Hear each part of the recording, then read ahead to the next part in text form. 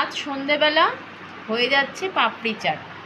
তো 1 প্লেট পাপড়ি চাট, ওটা কি হিসেবে এবার ভাগ হবে 3 জনের মধ্যে, লেটেস্ট ভাগ দেখো।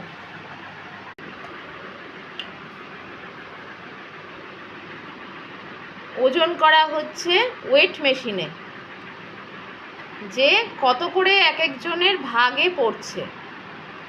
এরকম বুদ্ধি তোমরা কজন পাও? এগুলো সব আমার মেয়ের মাথা থেকে বেরোয়। এই যে এক একটা প্লেট বসাচ্ছে, এক একটা প্লেট ওয়েট হচ্ছে। 20 মিলিয়ে গেছে, এই দুটো 20 আছে। ভাবতে পারো তাহলে আমরা কোন জগতে বাস করছি। পাপড়ি চাট সেটাও ওজন করে, বাবা মার সাথে ওজন করে তারপরে খাওয়া হবে। আবারও দেখো একটার ওয়েট বেশি হয়ে গেছে বলে কি করছে।